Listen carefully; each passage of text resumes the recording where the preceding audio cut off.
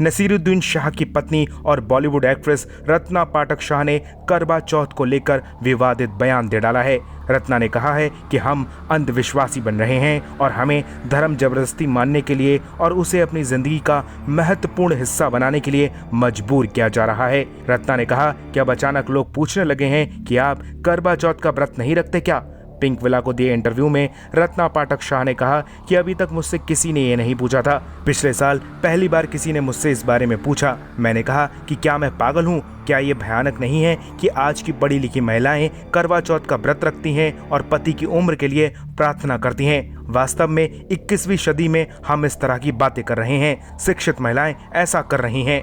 Saudi अरब का उदाहरण देते हुए रत्ना ने कहा कि हम उसी ओर बढ़ रहे हैं। वहाँ औरतों के लिए क्या स्कोप है? क्या हम सऊदी अरब बनना चाहते हैं? रत्ना ने कहा, एक रूढ़िवादी समाज में सबसे पहले महिलाओं पर शिकंजा कसता है। इस दुनिया के सभी रूढ़िवादी समाज की तरफ देख लें, महिलाएं ही सबसे अधिक प्रभावित होती हैं। कितनी ही महिलाएं हैं जो घर पर बिना पैसे के काम कर रही हैं। अगर उनको पैसे देने पड़े तो ये कौन करेगा? रत्ना पाठक नसीरुद्दीन शाह की दूसरी पत्नी हैं। नसीरुद्दीन शाह की पहली शादी साल 1969 में हुई थी, जब वो 19 साल के थे। ये उनकी लव मैरिज थी, लेकिन पहली शादी ज़्यादा लंबी नहीं चल सकी और फिर नसीर ने अपनी पत्नी को छोड़ दिया, लेकिन दोनों ने कभी एक दूसरे को तलाक नहीं दिया। इसके बाद 1982 में नसीर ने रत्ना शाह से शादी रचाई।